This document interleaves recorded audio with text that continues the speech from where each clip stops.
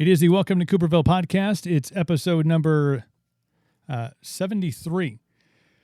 So that means, and I was doing this math because I was going through some analytics on the back end of the the website and the podcast downloads, and we just went over, I think, 11,000 downloads of the podcast. So thank you all for continuing to be a part of it. But I was trying to math it all out, and usually these things average an hour and a half. There were some that have gone like 3 hours.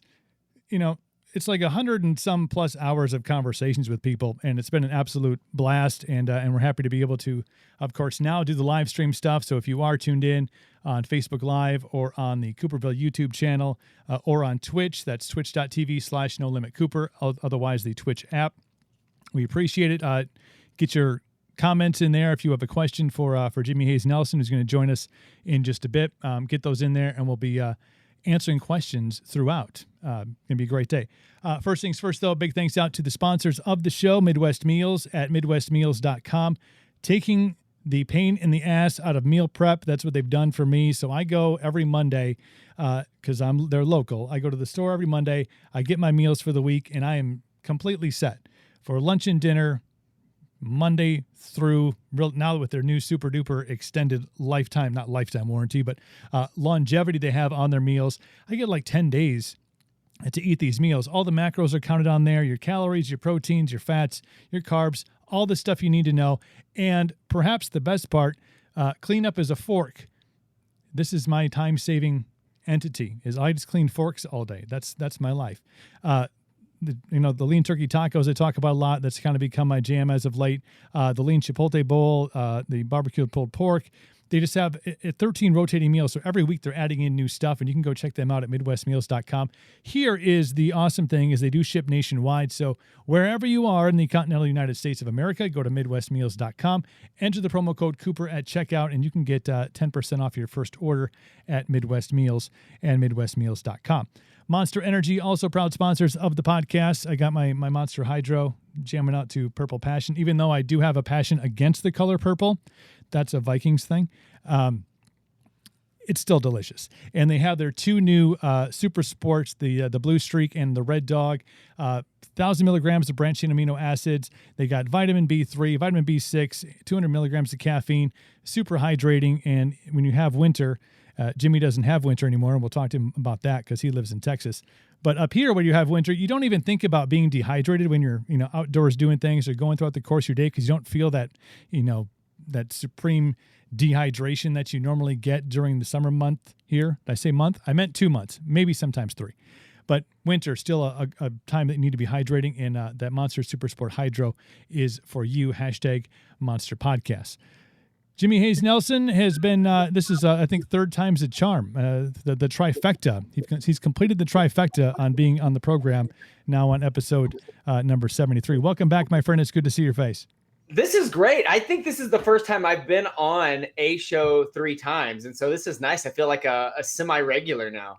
I know. We really need to get like an award. Like we send out like little trophies and stuff. Like you survived 3 episodes of the Welcome to Cooperville podcast. Yeah, I'll just have like the plaque back behind me as everything. It'd be great. Yeah, you get a little trophy case right behind you. Be like, here it is. As you can see here, here's my trophies. How are things, man? Things good? I guess, like you said, I guess they're probably warmer here than they are there. It's nice. It's actually I can see the sun outside. We've hit some 30-degree days here in Dallas, but it's actually pretty nice here, and things are good. Welcome to the off season. We've been in it for a while here in Dallas. I know it's a rough week for you guys.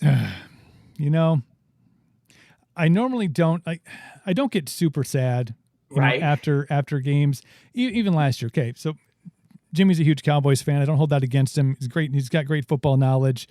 Oklahoma, just he's got the smarts to talk about this kind of stuff. So I knew we'd touch on it because you could probably see by the sadness in my eye that I'm still reeling from Sunday's game. But like last year, and the weird thing was when we talked in November, and a lot of flashing back here, but we talked in November of 2019. At that point, Mike McCarthy was still the head coach of the Green Bay Packers. Now, we haven't talked since that switch. We almost need to do our own like football episode, maybe really here, or I don't know if you played around in the Clubhouse app yet, but I'm like, that would be a good place to have, football conversations. So, but it's been, you've obviously, you guys picked up McCarthy in the offseason, so there's a lot of tie in here. But so we get a new head coach, Matt LaFleur. Nobody really knew much about him, especially from up here. We all wanted the sexy hire with Josh McDaniels out of course, the Bill Belichick lineage of coaches. We see he's still not employed as a head coach, but that's neither here nor there. But you watch last season, you're like, wow, we went 13-3. Aaron looked, rejuvenated. Obviously there's growing pains when you have a new offense in there, but you make it to the NFC Championship game. But you make it with this kind of this reserved, it's kind of cool if we lose, because we really didn't expect to get this far with a rookie head coach, first time in the head coaching position. With house money. It was like, oh, yeah, this is not bad for year one, right? And the Niners last year their defense was lights out. They were, and our run defense was porous for the whole season. Yeah. Somehow we managed to get there, and we lost. And it was like, you know what, man, this bodes well for the future. Yeah. This year, however, just with the way they seem to, outside of the 3 losses, they seem to just kind of dominate. We used to have these moments to be like, oh, well, we're down by 3. That's the game. And I was like, nah, we're good. So you went into it with that confidence. And I was never really one to be bragful or boastful about, being in the playoffs. But it was this last week. And I'm not blaming myself. It's only weird if it doesn't work. Well, maybe it didn't work. But I'm like, I'm posting the new, Wheezy did a song for us. We're getting all excited and just pumped. Packer, small, socially distanced Packer parties. But just jazzed because we just kind of felt like, oh, we got this. Like Aaron's going to go back. Yep. And but to lose the way they lost. Yeah, it was when Brady throws 3 picks and you still lose, that sucked. I was really I thought the nostalgia of having a rematch of Super Bowl 1. Well, I was hoping for that last year. Yeah. You get the Packer KC, nostalgia of Super Bowl 1 and 2 rematch. So I thought it'd been great. I really didn't have a dog in the hunt, and really I was rooting either way. And people say, as a Cowboy fan, don't you have a beef more with Aaron Rodgers? And I should. I've been in the stadium here and watched him rip my heart out at the end of games at least twice. And on the flip side, so if we talk about where we are now, I've never been a Brady hater. And as a guy who's 43, that dude's my age, right? And so my brother's a huge Patriots fan. Right. And so when Brady went to Tampa Bay, I'm like, you're rooting, you mad that he lost? He's like, no, the Pats are still my team. He's like, but now that we're out of it, he's like, I would love to see, Brady continue to do well. And what's so amazing to me is watching this guy at 43 years old do what he does. And I've never been one that hates a team just because they're good or hates a player just because they're good. Now, if I don't like you for other reasons, you jump teams a lot, if you got issues with LeBron because he continues to be a hired gun, that's one thing. But like Brady just being Brady, he seems like a good dude. And there's nothing where I'm like, this is why I hate him. Because I feel like a lot of people just hate the good team because I'm tired of watching them win. Right. But I think there's something to be said for looking at anybody who's done something at the highest level over a long period of time. I geek out on that. If I look at my own career and I think of, let's look at me physically, lost 100 pounds. The fact that I've kept it off over 10 years, almost going on 15 years now, or being in business for 13 years. I am not comparing myself to Tom Brady. But what I'm saying is I appreciate people that can do something at a high level for the long term. I think these teams that come in and hit and go away, it's just rare. It's just rare to see anybody continue to set a standard and raise the bar and continue to excel at that. And I appreciate that with musicians, with athletes.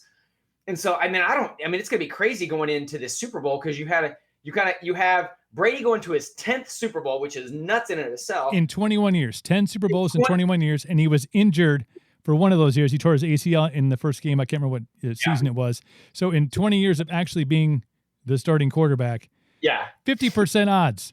50% of the time he's going to the Super Bowl. Yeah. And it's crazy because then you see Mahomes come along, and being a Big 12 guy. I grew up in Lubbock, Texas, right? So the rest of my family are still huge Texas Tech fans. And I like to see him. I was the dirty traitor that jumped ship and went to Oklahoma. But I've been watching Patrick Mahomes since he's in college, and it doesn't surprise me that he's come in and done what he's done. But I'm like, what a fascinating matchup this is going to be of, the greatest of all time, and then what somebody's coming up and wanting to be. And then with Patrick Mahomes, you don't want to, not that he's not amazing, but the fact that he already has a Super Bowl helps. But you didn't want him to go down like the Dan Marino route, right? Like the huge arm, amazing talent. But I mean, even look at Aaron Rodgers, look at Drew Brees. Let's say this is the end for both of them, which I don't think it is. Maybe for Drew. But you look at those two guys, and both one Super Bowl apiece. Aaron's been to 2. Aaron went to 2, right? He's been to no, one. just the one. Just one. Yep. 10 years just ago. The one here in Dallas against Pittsburgh, right? Yep.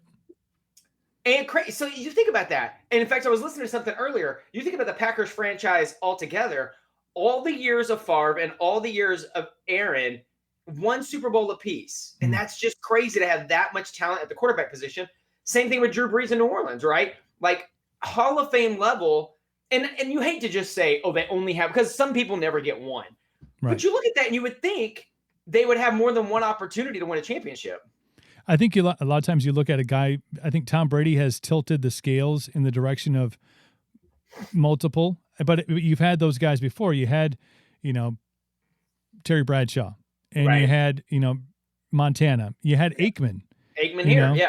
So, and then you had Brady, who's, one, he's running out of fingers, to put Super Bowl rings on. So I think you have the standard is set for what, even when you're not a amazing quarterback. And yeah, I'm biased, but as far as pure talent goes, and man, I want to watch that guy on Sunday with a football in his hand. Aaron Rodgers is the guy, regardless of if I'm a Packer. You watch Brady on Sunday. Yeah, he did some amazing things, but there was nothing sexy about it. It wasn't, he's not, he's just so in command of that position, but you're not. Isn't that crazy? It's never, it's so great because with Brady, it's never the, oh my gosh play. It's not the Patrick Mahomes play, but he is that guy that will come up, smile at you, put his hand on his shoulder and be like, hey buddy, how you doing? As he cuts your heart out, smiles at you, and then leaves. Like he's that guy, it's just again and again and again and again.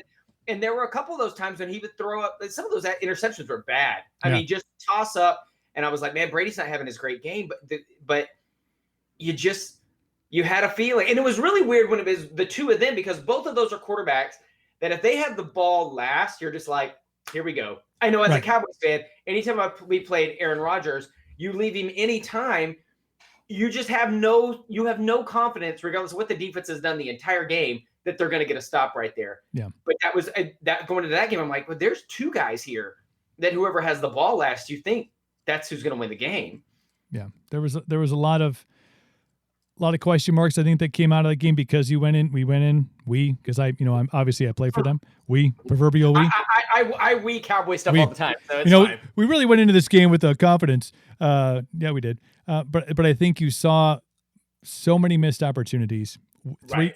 You get 3 picks on a guy. I don't care if it's Tom Brady or who it is. Right. That sets you up when you have a guy like Aaron Rodgers on the other side. That sets you up not just to win, but to win like handily, go away fashion. Yeah, you take those 3 picks, you get something.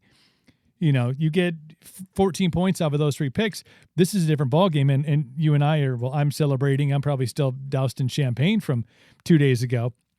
But when you don't capitalize on those things, and I think it does go to show you can be the best. You can be the best team, but when you have the Brady factor, and the way that he elevates the players around him, and let's not, their defense is good.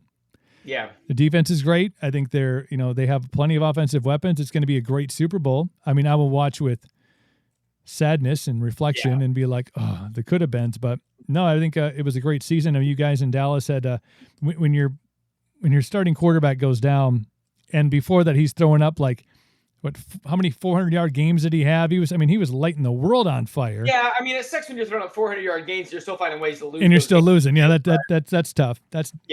Yeah. We got a lot of issues like we do for the past 25 years here. So we'll see. We always look really great on paper. Like if you were going to put together a Madden roster or a fantasy team, the Cowboys are great.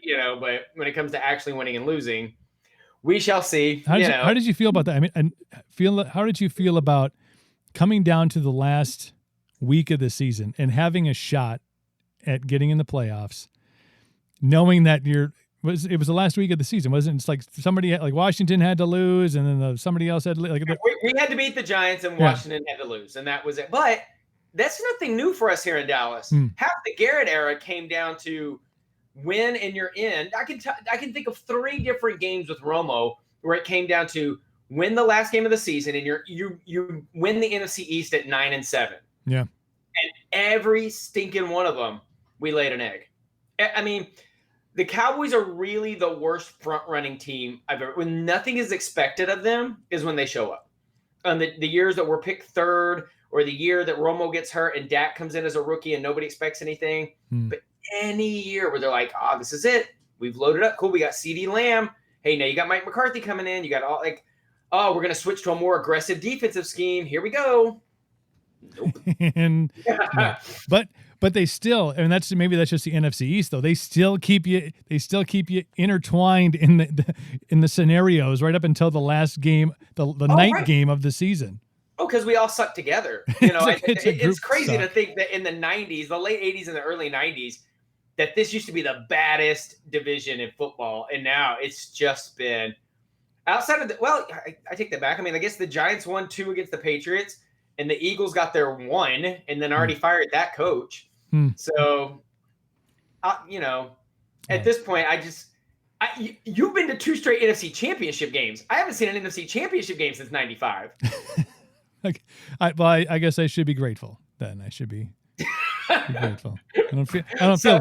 I mean, it could be worse. Now, I guess we could all be like, I can't even say. What's so crazy? I was about to say, well, at least we could be Cardinals fans. I'm like, they've been to a Super Bowl. Like, there are very few teams right now that I can say a Detroit Lion fan. Like, it's like the list is getting shorter. Like, well, at least I'm not the Houston Texans and my quarterback wants out and that's a mess. But there's not many teams left for me to go, well, at least I'm not, because most of them have at least been to a championship game since we've been.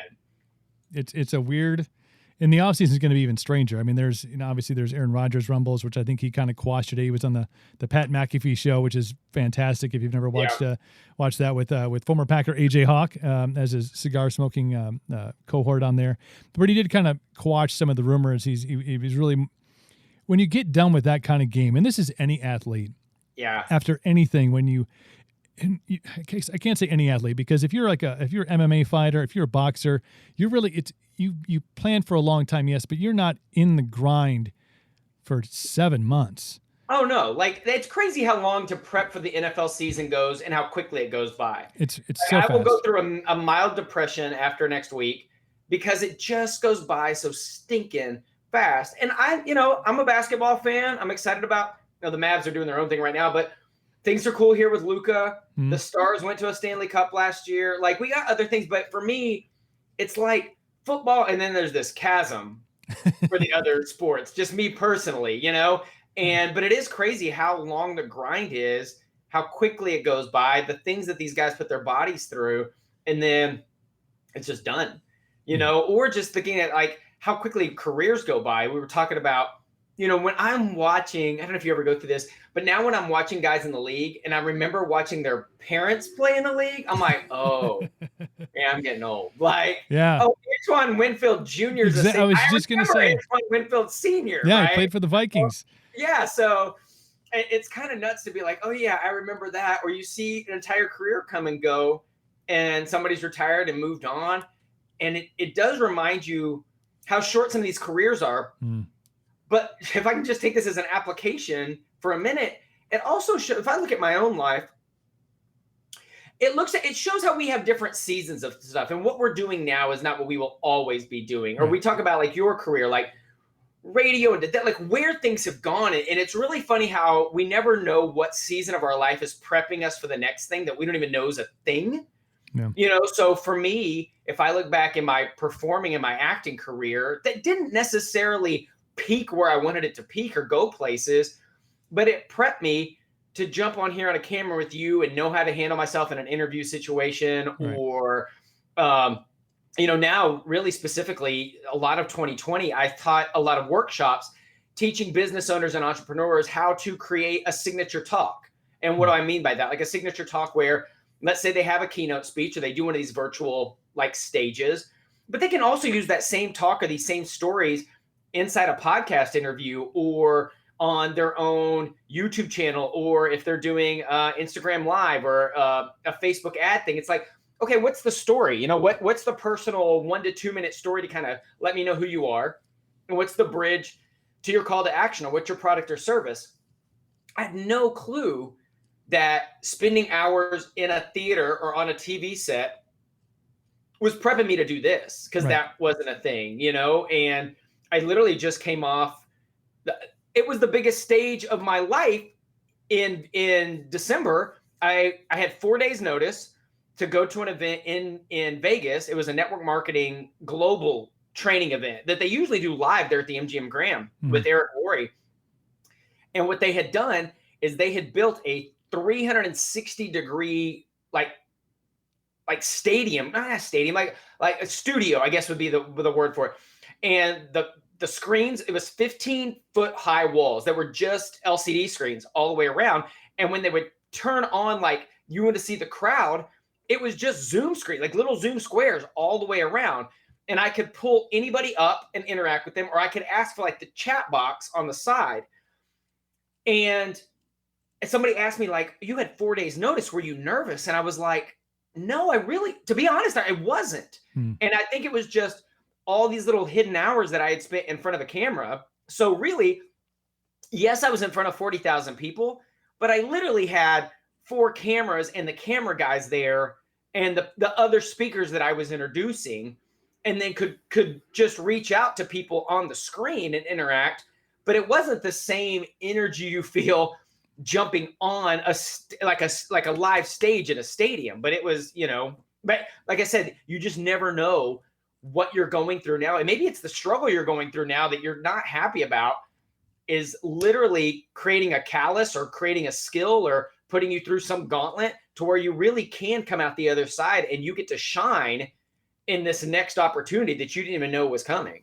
I think 2020 has done that for a lot of people. When you talk about, and I don't want to say everything was like wine and roses, you know, before March of 2020, like, you know, as we say on the 1 year anniversary of the death of Kobe Bryant, I know that's been, you know, kind of all over. So, but you look back at the year that was, I feel like there were signs things weren't going to be fantastic. I mean, just on a global scale, you had everything in Australia was on fire. Remember that in January? It was insane. And we were watching this stuff on TV, and there was these, you know, horrible videos of koalas trying to escape wildfires, and everybody's just going, "Oh my gosh," you know.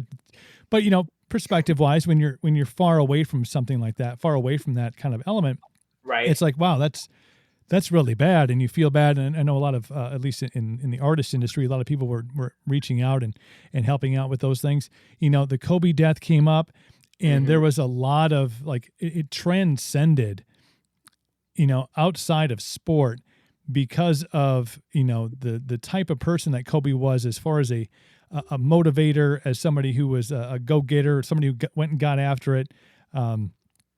You know, so it really kind of transcended everything. And then all of a sudden you have March that hits and the world shuts down. Yeah. You know, so a lot of people had to go through a lot of tough times, whether it was, you know, losing a job. You know, for me, I ended up becoming a teacher to a, you know, at that point, 9-year-old, you know, I'm like, oh, so now I'm a homeschool teacher. That's part of my gig. If you could be quiet, well, you know, just I've been doing, you know, live streaming for over a year now, but he would come down and all of a sudden here'd be me and you talking, and here's this little head that would just all of a sudden creep in and then creep back out. Yeah.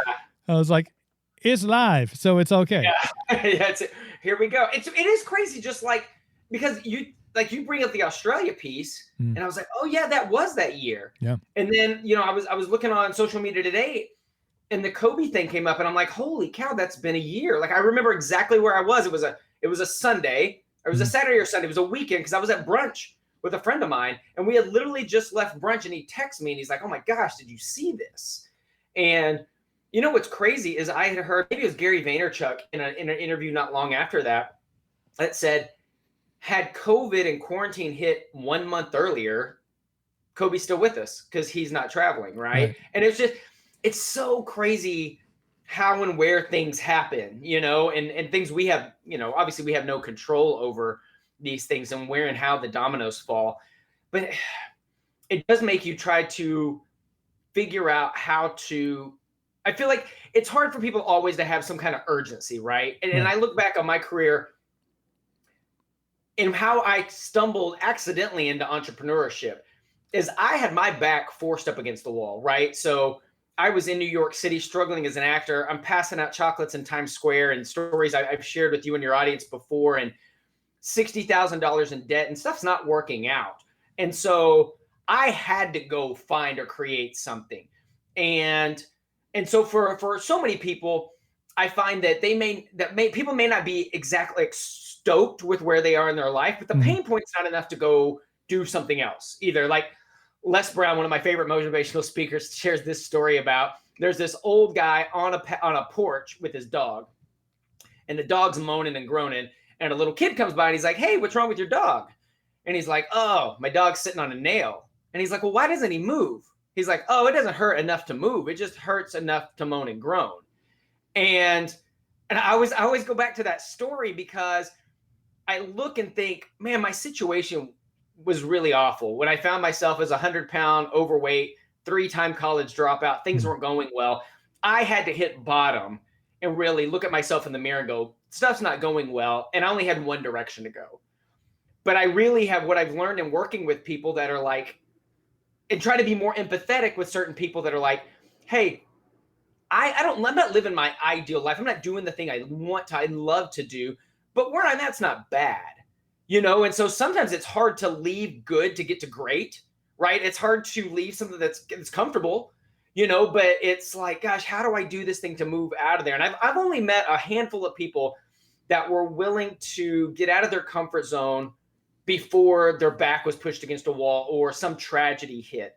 And unfortunately, for a lot of people, this year was that as well, And so while I'm not going to say, I don't even want to say it's a blessing in disguise, how I will say it's put a lot of people in the situation I found myself in. It was like 29, 30 years old by the time I was like, I got to do something else, right?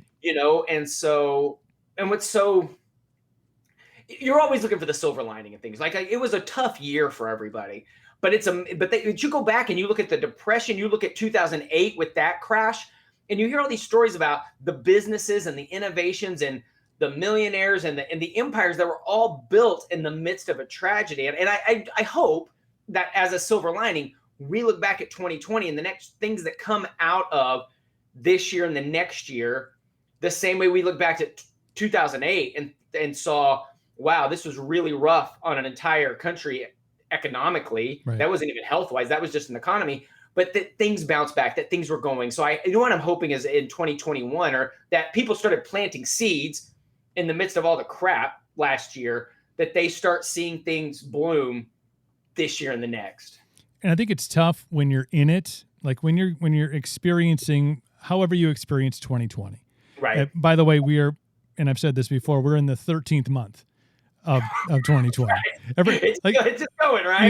You thought it was gonna, like, the calendar was gonna flip over and all of a sudden be like, poof, look, normalcy. But no. But I think however you absorbed 2020, whether it was a job loss, whether it was a furlough, whether it was getting sick, in an extreme case, however you experienced this year, when you're in it, it's kind of sucks. Absolutely. And we talked about embracing the suck on the last podcast we had. And again, this is an extreme forced suctitude, because if you're kind of just moving along in life, and you kind of think you got things figured out. You got you got your job that you feel good about going to every day. It doesn't, you're not dreading getting up and going to work. So Right. I think I like the people you work with. You like your family, because you get to see them like 5 hours a day. None of this 24-hour All day long, yeah. captivity stuff. You feel like you're in a good spot. And then when forcibly you're taken out of that element and you're put into this position that you're really not, nobody's used to. You're having to learn different ways of doing things. Kids are having to learn different ways of doing things. My kid brings home, math work, or not brings home, I should say, when they were doing virtual. Right. I'm like, this is not the math that I was taught or that I thought I was going to try to save in my mind. Right. So I'm like a monkey trying to do a math problem. Like, I have no idea. Like, where's that? Right. You moved on that part of your life. You're like, that was behind. Yeah, Like, that's I not my didn't, job anymore. haven't used that yet. So I was hoping never to have to, but people had to go through all these things. And when you're in it, when you're going through these motions and having to adjust every day to the new life, to new rules and regulations, to kind of the doom and gloom on social media, which is another topic that we talked about even before COVID. Yeah, absolutely. When you're in it, you don't really realize the things that you're maybe learning. You talked about calluses. That's a great example. Like, you kind of get used to this thing that kind of sucks and doesn't suck so much anymore. But if you do ever get a chance, and maybe some people already have, if you're back to work, or if you're, your kids are kind of back in school and you're finding this kind of this new normal, you get to kind of look back and say, you know what, all those times that I said I never had time to do things with my kids, or, learn something new, or, read this book, or listen to this audiobook, or listen to this podcast, start a podcast. People, when you get a chance to kind of look at it as a whole of 2020, you can start to kind of pick and look at things that, wow, this really, now I know how to do this. Right. Like, now I've figured out how this part works. I really found that I like to, listen to audiobooks, and I've kind of gone down this rabbit hole of podcasts, or, all these things that maybe you took something out of. You don't really notice it while you're in it because you're too busy, your mind's too busy being cluttered by all the negativity that's going on. But I think there's so many positives that can be taken out of going through a negative experience, or something that has been, detrimental to a lot of people economically, physically. You and I we're both probably watching this thing go down and go, wait, now we're forcing people to stay on the couch? Like, this doesn't seem like it's a good idea. Like, there should be a better way. Well, it's crazy because I've also been really impressed and inspired by people that I've seen lean into learning a new skill set, or using this extra time that they've been at home, and literally just investing something in a pure joy part of something, whether that's starting to dance again, or learning a skill, or or cooking, or what I've been going down the master class rabbit hole a bit, right. Which is a subscription based thing where you can learn all these different things, and it's been cool watching some people go, hey, this stinks, I have this extra time, I'm gonna lean into something that's been a hobby, or I'm gonna learn a new hobby, or I'm gonna go into something, and then them actually being rewarded by that because they've started to post and share that, or maybe they've gotten good at something, and that brand dealer, that sponsorship reaches out, or they find an audience that goes, hey, can you teach me to do that? And they create this other job. But you're right. And when you're in the middle of it, it completely sucks. I think of it, again, if I can go back to my time in New York City as a struggling actor. I remember when I first started in business, hearing no often, right? As we as entrepreneurs do. But I used to get asked by friends that had like actual 9-to-5 jobs, in New York City, to be like, so how was auditions and stuff today? And I'd be like, oh, I was like all over the city. By the time I got home, I'd walk somewhere like 13 to 15 miles, it felt like. And so how did they go? And, majority auditions you go into, like, you go in, you're maybe in the room for 2 minutes. They listen to you sing or read a script or something, and you get, okay, thank you. And you learn to know that thank you just kind of means, it's a polite way of meaning no. Right. And it stinks because you start, not only do you think that you're not talented enough, right? You have no evidence showing you that what you're doing is working. Like, you're going to class, for me, I was investing in an acting class and a singing class. I'm like, I'm wasting money. I am not getting any kind of return, even just like very many like attaboys or pats on the back. But what it was doing was once I got into this, to a world where I was offering a product or a service in the different businesses that I've been in, no didn't affect me the same way because I was used to persevering anyway. If I never went to the next audition in New York because I heard a no or I never got a call back or something, my time would have been very short lived. So I was developing that skill of how do I separate my self-worth from a yes or a no or attention. And the other part that I thought of when you were talking about that was, and I was just sharing this story with my trainer today. When I was in New York, there was my scene study teacher and my vocal coach were friends, and they did like a 6-week musical theater scene study class. So we paid, at the time, I forget what it was, but for me, it was like really uncomfortable. Like I was like, I don't know that I can afford this, but I was willing to invest in my skill set. I'm like, these are two of the best teachers and coaches in New York City. They have, they've worked with all these amazing professionals. I want to know what they know. And what they did is they put us in this 6-week musical theater scene study class. And what they did, there were probably like 20 of us maybe. And each of us would get like 4 or 5 scenes and songs. Some you were the lead in, some you were like singing this little piece of harmony, or you were a background player. Some were a solo, or maybe it was 2 people, some were 6. And basically they threw more material at you than you could master.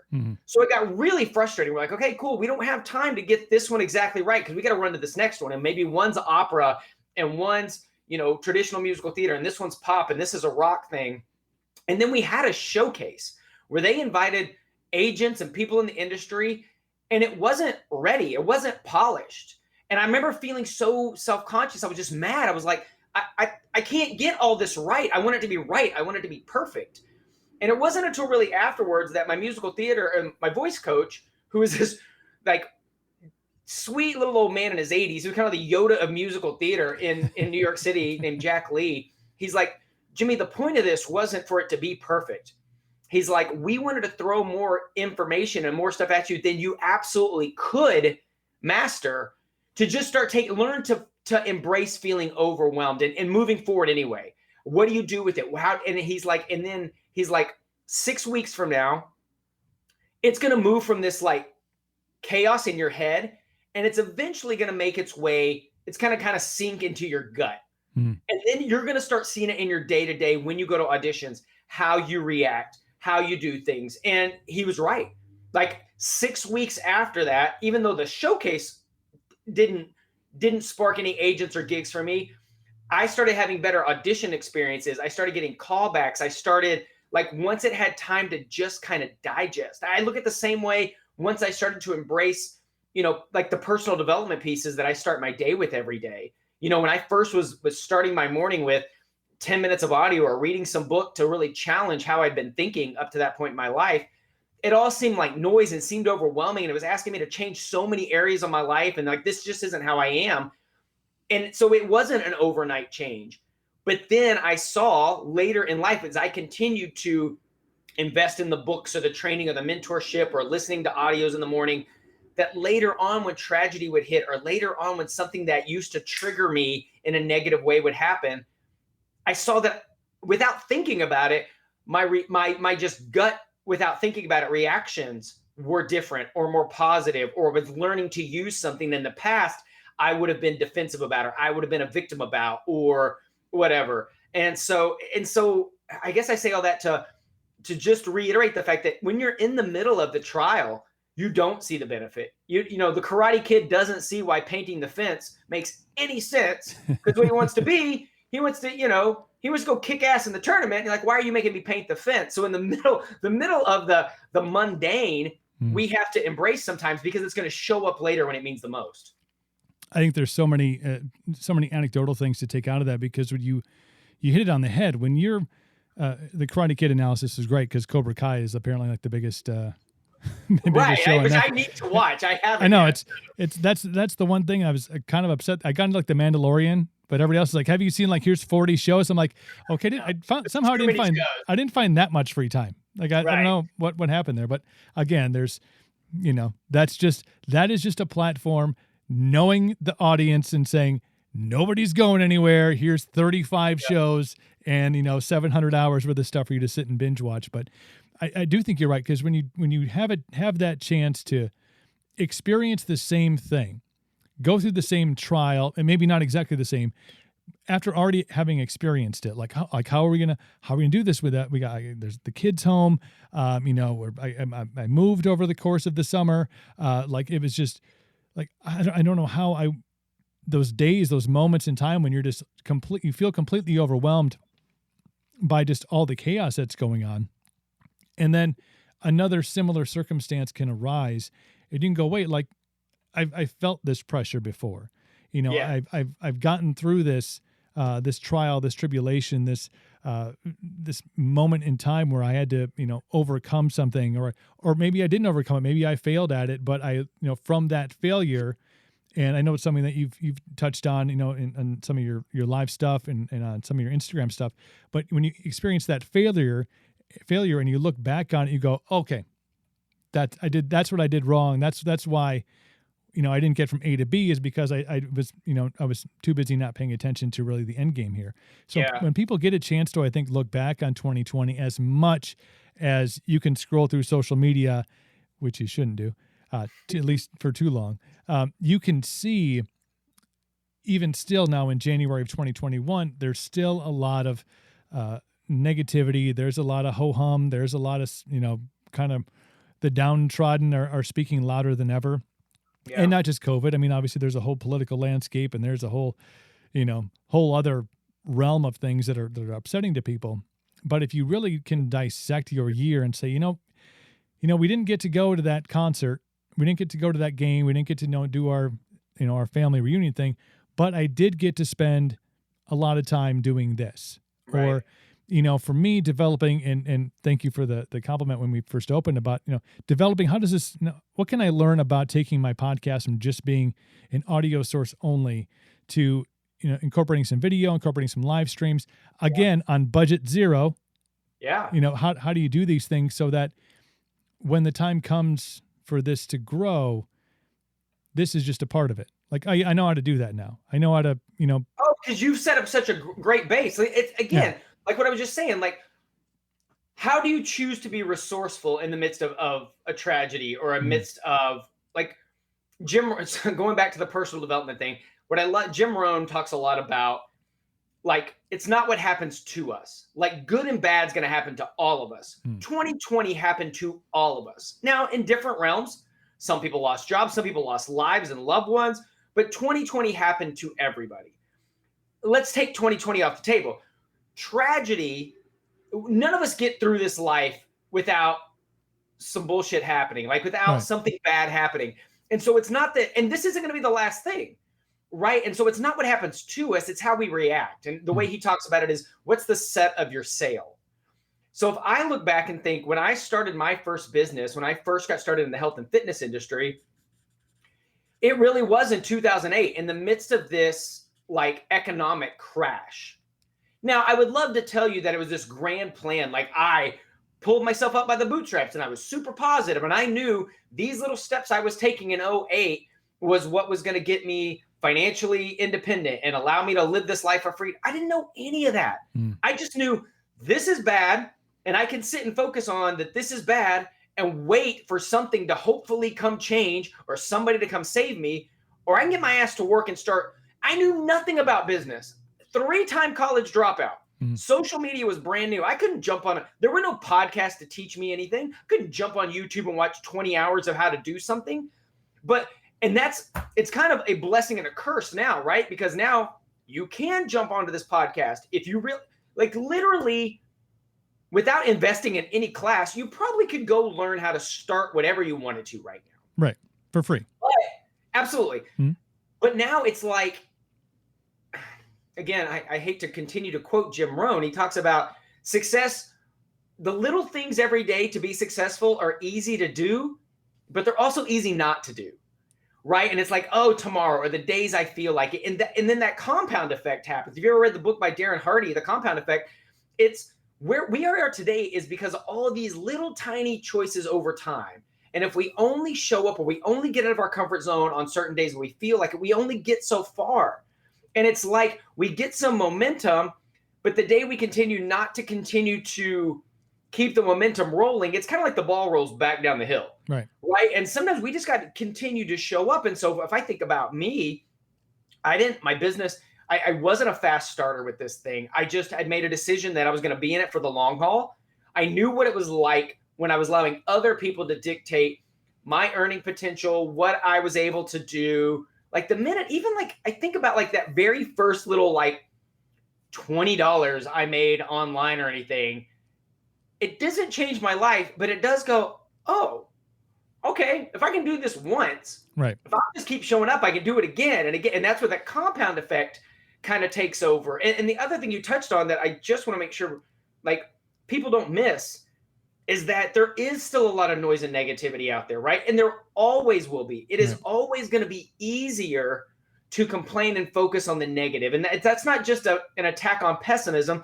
That's how our brains are wired. Our caveman brains are wired to protect us. And so it's always looking for what's wrong and what's dangerous. And so we just need to acknowledge that to go, cool, this is how we're wired. What can I do about that? And so for me, I go back to that morning routine as this concept of I have to attack my mind every morning before it attacks me. Because negative, victim, scared Jimmy of everything, that dude that I was still lives in here. And if I don't give it something else to focus on, if I don't pour something into me first thing in the morning, he still shows up. Right. 15 years later, like he didn't go anywhere. I just have to, it's something where I have to choose to go and fight that battle every day. I have to choose to continue. How do I keep this momentum going? And it's not by hoping I feel better or have a good attitude or, because if we just wait on our emotion, man, it's going to kick us in the teeth somewhere. I think another added layer into all that is, we talk about having to overcome things. And we even talked about Netflix in there. Again, if I'm an exec at Netflix, man, I'm taking my money to the bank. I'm like, everybody's getting a subscription to Netflix. Everybody's streaming shows now. But what happened is over the course of all the crap that's going on or was going on, continues to go on in 2020, whether it's with COVID, whether it's with school closings, with your favorite. I MC 2 big music festivals here, or one music festival, and I'm a part of another one. Both obviously postponed until this year.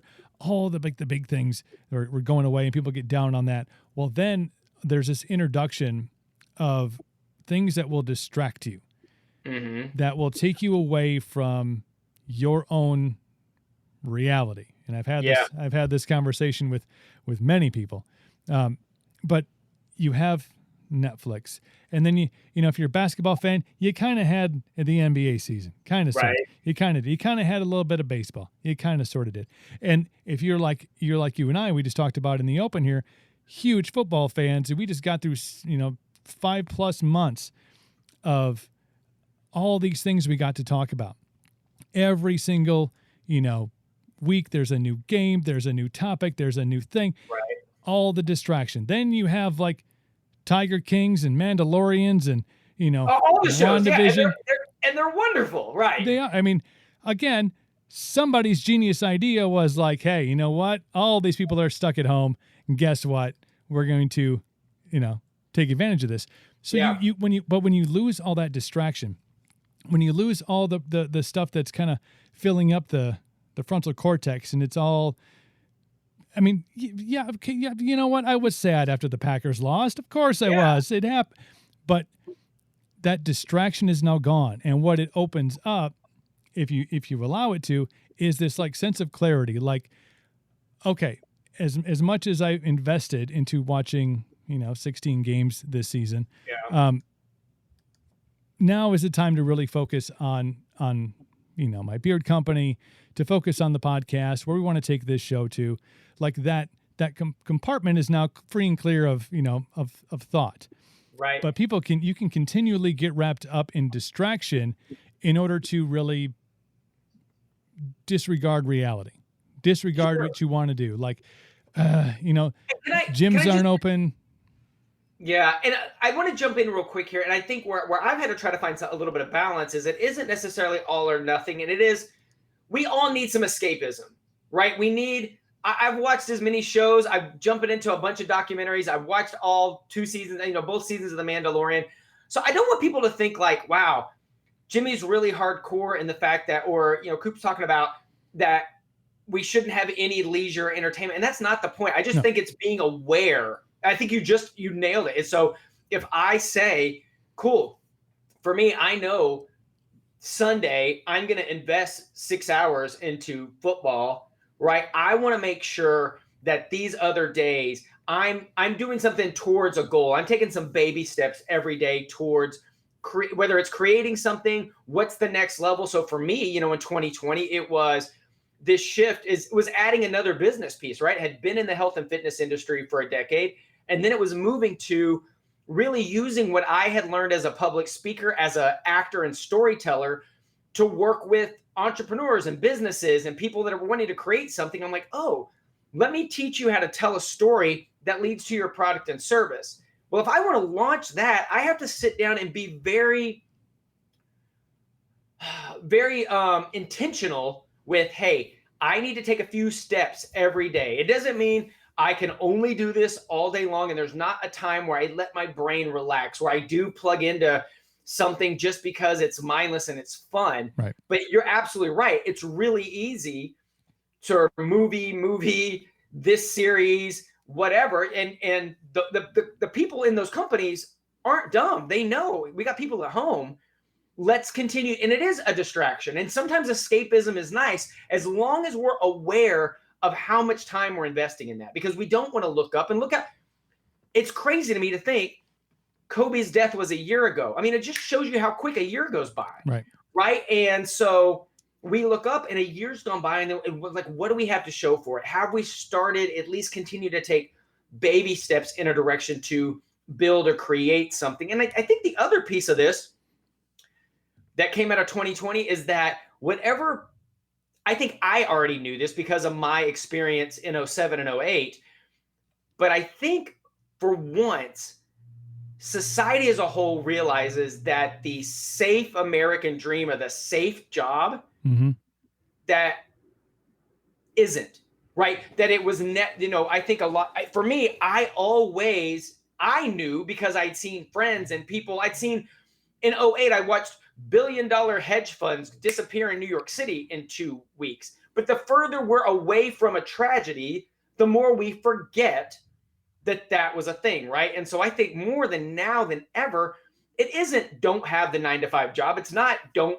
have the traditional thing. But I think more now than ever is, in addition to this leisure time, find some time to start investing in creating something that is yours, that can be a secondary income stream. Even if it's like a baby income stream that's like, cool, this takes care of my cell phone bill, or here, this is my Target budget, or this is, this helps pay my rent. Because that's what I started with. When I started, it wasn't like, oh, I have to go build a 6-figure business now. Right. It was, what little thing can I start creating on the side that was one less bill that didn't come from my main whatever I was making, it was like bonus money. And I think, again, now with podcasts, with things like masterclass or YouTube or online courses, there's more knowledge now than ever. So it's not about not knowing how to do it. It's literally just starting to put the time in and okay, here's my leisure time.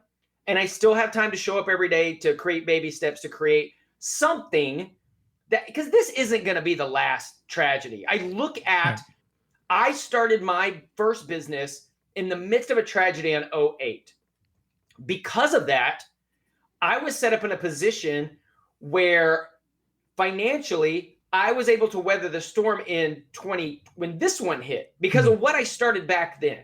Right. And what I tell people is, this isn't the last tragedy, economic crash, whatever that we're going to have. The only question is, will you be better prepared for the next one by what you start doing now?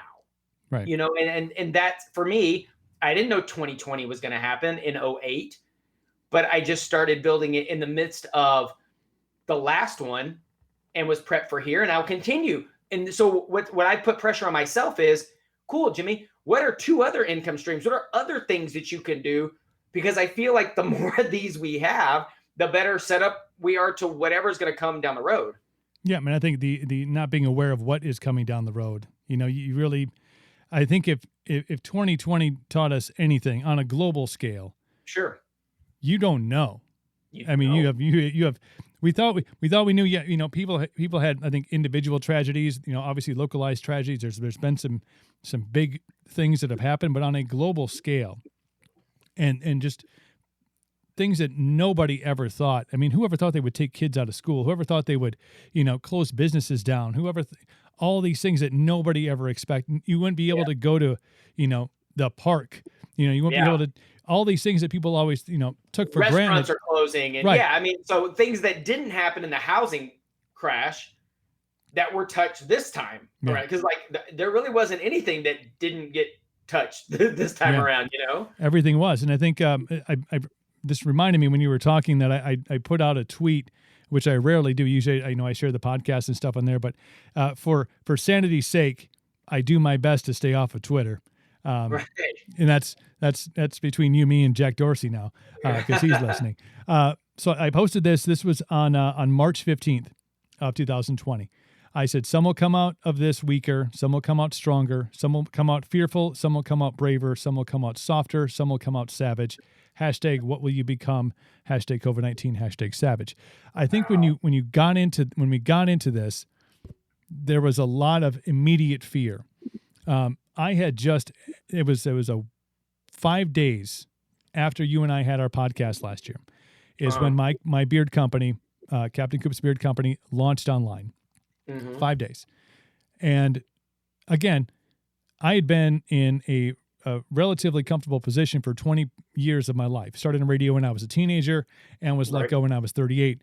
And I don't want to say reinvented the wheel because I'm still, talking shit and, wearing black. But, first venture into entrepreneurship, started a notebook, started writing things down. Like, what are you going to do with your life? How are you going to figure things out?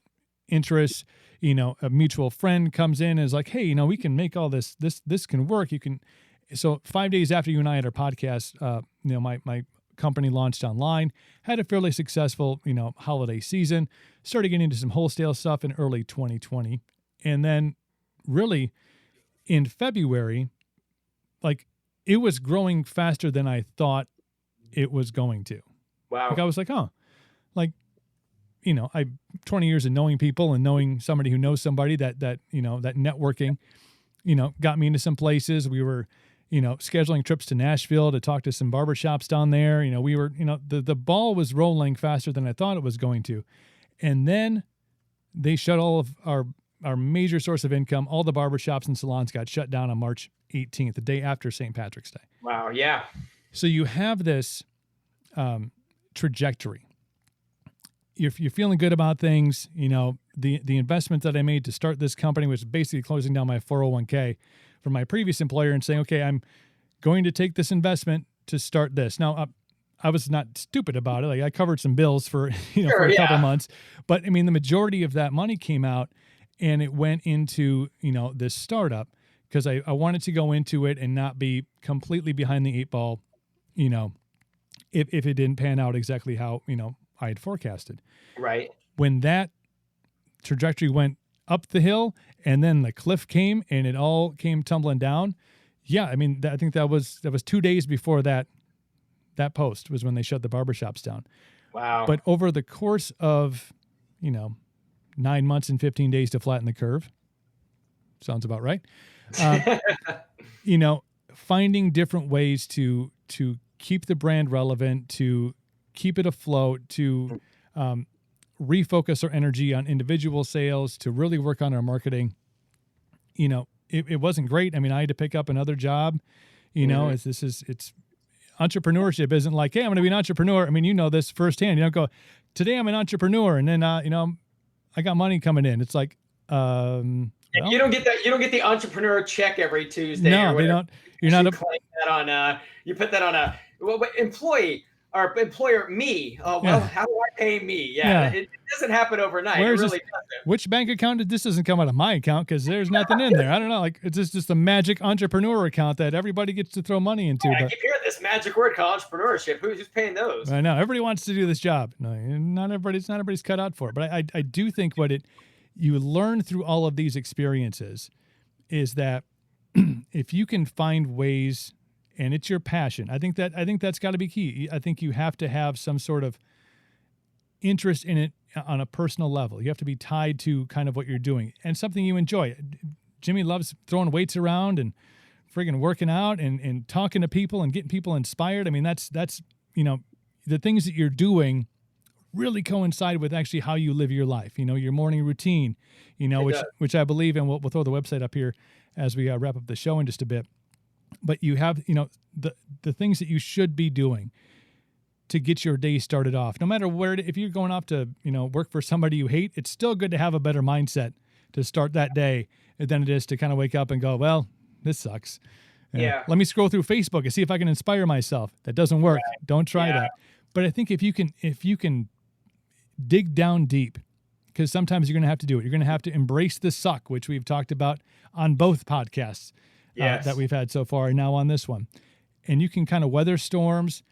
Man, when that next tragedy happens, whatever it happens to be, if it's a personal tragedy, if it's, regionally, locally, globally, again, who knows at this point? I mean, nothing right now is really out of the realm of possibility. No, not at all. They announced aliens exist during the middle of COVID, and everybody was like, hi, that's cool. Like, of course. Like, wait, what? Yeah, so unidentified. This is real. Like we've had, like, I have a question. No, right. No questions. Okay, cool. Like we just kind of let it slide. Right. Just throw it on the pile with everything else. That's fine. Don't worry about it. There's nothing to see here. Just, they're taking over. So really nothing is off the table. But if you can, weather things, create those calluses in your mind, in your, physically in your body, if it's a workout thing, the next time it becomes easier because like you have said multiple times during this show, you kind of set yourself up and you go through these things and you learn it and you embrace that suck and you're like, man, this isn't good. The next time you're like, oh, that's right. That's why they were filling me with all this way too much information that I could no way comprehend in that shorter period of time. It's so that next time you can handle it. Yeah. I go back to even what I started thinking about is sometimes we'll panic in a certain situation the first time. And if I can make like a fitness analogy, two of them actually, I think about when I went and auditioned for Sean T to be in the Insanity DVDs. And I went into a room where the other people in the room had been in his test group for 30 days. So I was the outsider coming in. And I didn't know it was all happening so fast. Again, just like I talked about in the musical theater thing, I was just in reaction mode. Oh my God, this is so fast, blah, blah, blah, blah, blah. Same thing the very first time I ever did any kind of like CrossFit open workout where I don't know my name. I can't see. I'm just, but once you start raising your own bar and requiring more of yourself, you're putting yourself in these situations that kind of put you in these panic modes a little bit. The more we do that, when something outside of you comes and puts you in a panic mode, now, if I have something crazy strenuous physically or a very intense open type workout or something where I'm having to throw weights around and then jump into this and come back into this, whether it's a handstand push-ups and to lift these weights and to go for this run, it still sucks, but my mind isn't racing so bad where I know I'm like, okay, I've done this before now, and you can calm down. It's like what you hear about a quarterback in his second or third year where they're like, oh, the game started slowing down for him.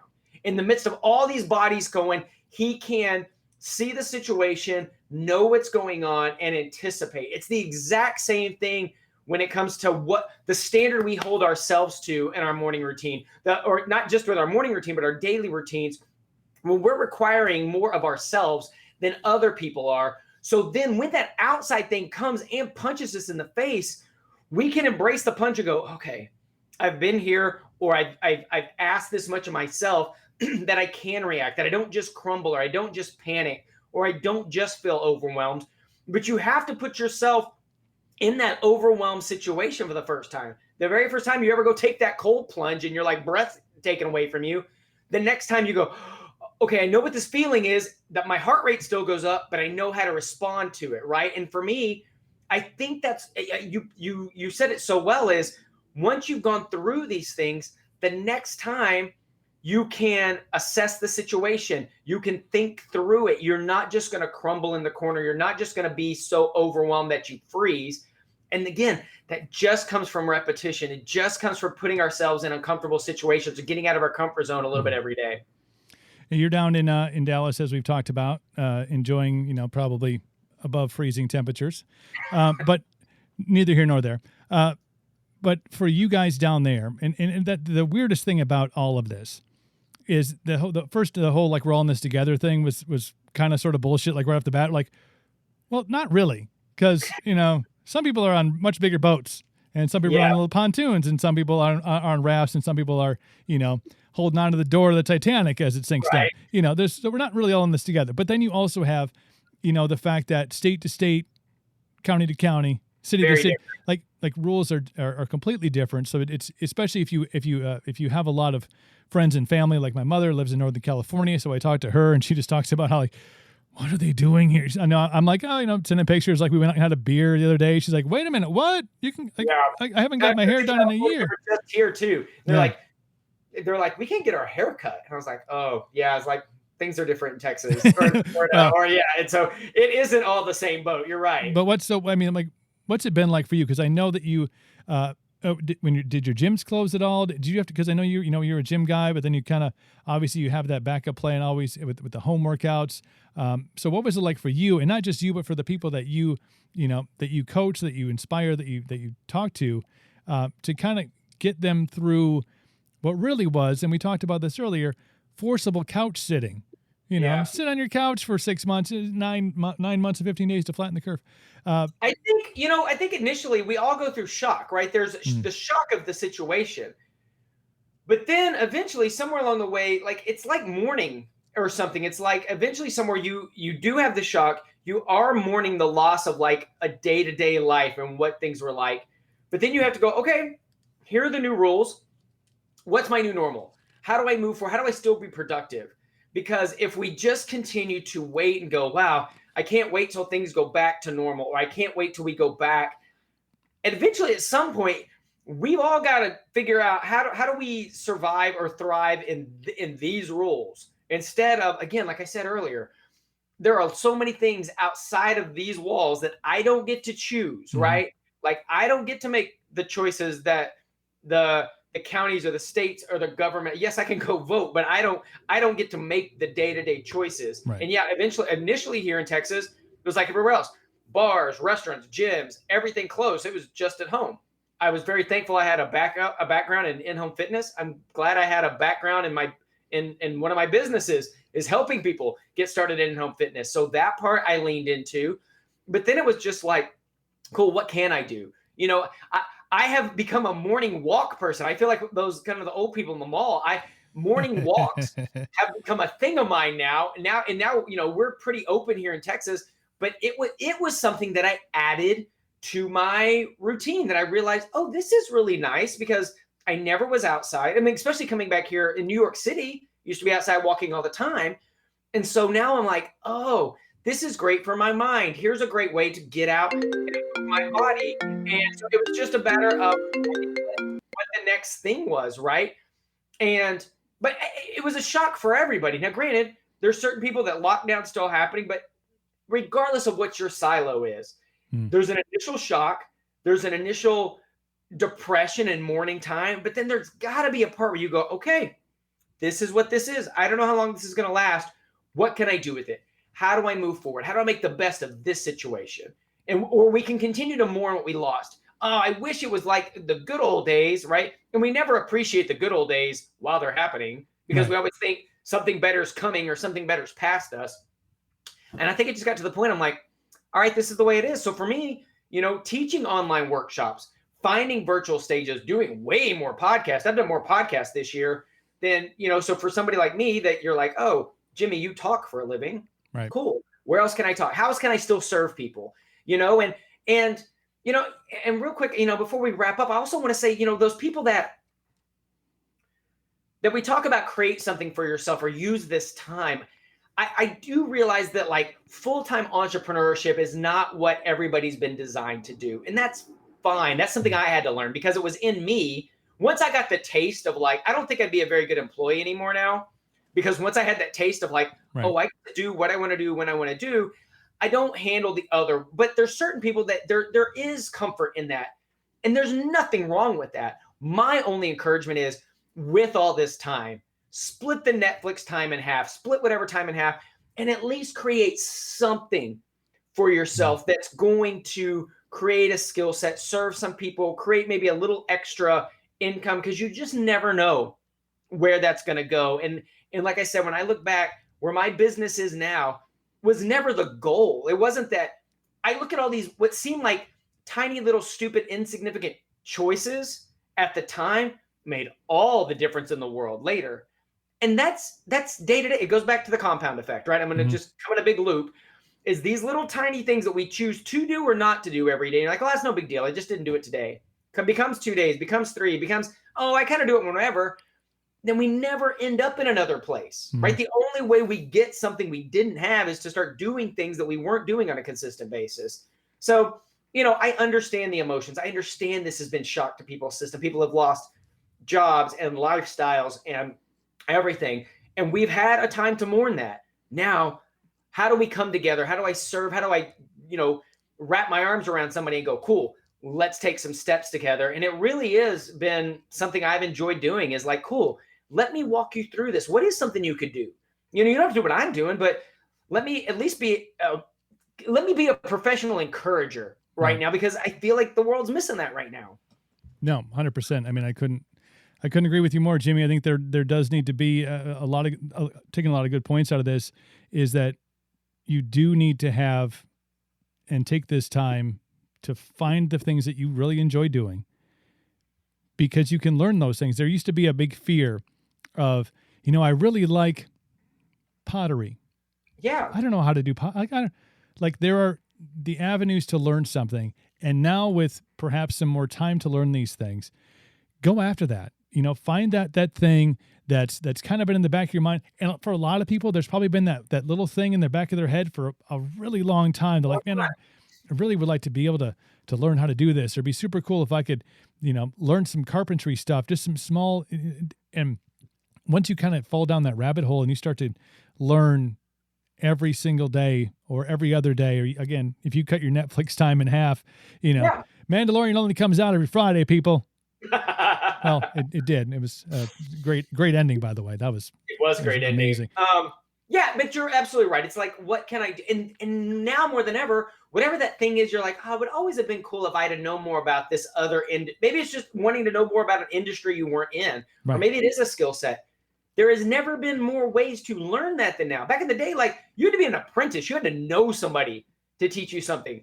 Now there's a 12-year-old on YouTube that'll teach me anything, basically, like, right. As long as I'm willing to like humble myself enough to be coachable and to try some things outside of my comfort zone and allow an expert potentially to guide me along the way, and be willing to be bad at something for a little bit. There is that's the other thing. You don't get to skip the step of sucking at something to be good. We all have inherent talents or things that we may naturally gravitate towards, but none of us get to be an expert or be good at something before we're willing to be bad. And somewhere along the way in society, asking questions or just being vulnerable and being like, hey, I'm beginning this.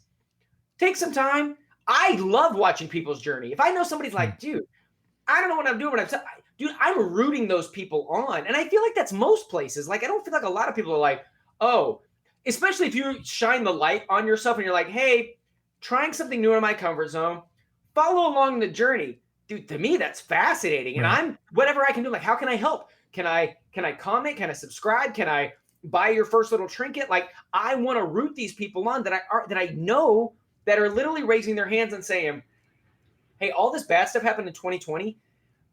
I don't know. I kind of like this, and I'm going to move this way. And I don't know if it's going to become anything, but I'm going to invite you to come along on the journey, whether it's a podcast or a YouTube show or drawing or pottery or a video game, whatever the thing is.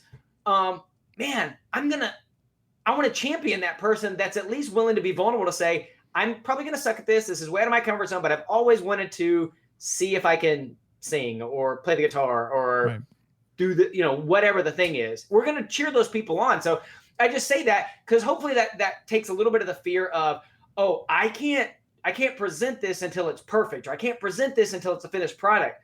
No, it's no different than when you're in the grocery store and you're standing in a line that's taking forever and you're so ready to just go gripe out the cashier when you get up there. When you get to the front of the line, they have the giant button that says trainee. You're like, oh, bless your heart. And you're like helping them sack the groceries. Yeah. Because you're like, oh, you're new. I'm sorry. I was such an ass. I was just about to like fuss at you. God bless you. Let me help. Right. It's the same thing when we just go trainee. I'm a trainee entrepreneur. I'm a trainee in whatever this new thing is I'm trying to launch in 2020. People will come and want to cheer you on and champion you. No, I think that's huge because the norm is to go and, I hate to keep on harping on social media, but I'm going to, is because people have a tendency to go and they see the final product.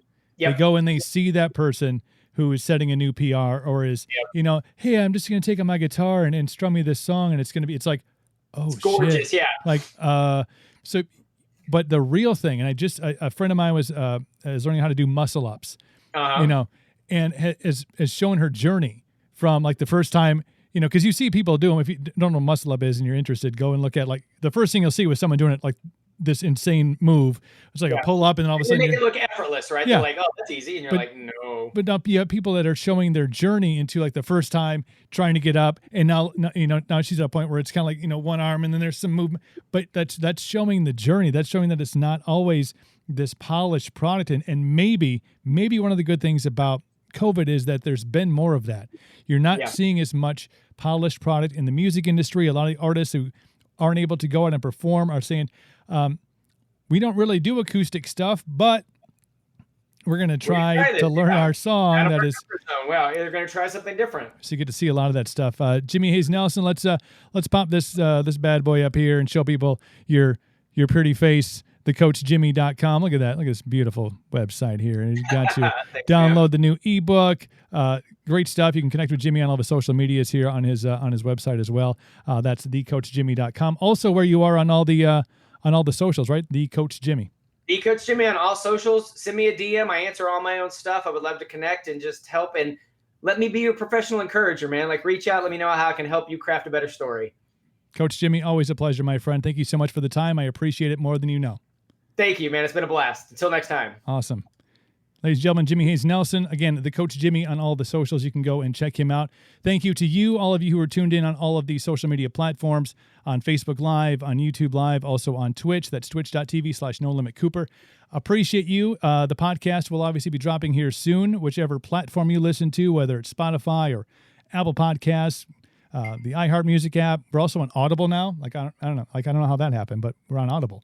You can check that out. Make sure you subscribe, leave a review. That would be fantastic. If you want to be a part of the free speech revolution, please email me Cooper@welcometocooperville.com, and we can make some things happen. Because as you've heard, perhaps on this show, we expanded into this whole live stream podcast thing. We are now taking it from this to what will be a daily live show every day, 3 hours a day, talking to people, talking big, talking smack, inspiring, all the fun stuff. And I hope you can join us on there too. Until next time, thank you all for tuning in. Enjoy your day. Take care of one another and yourselves.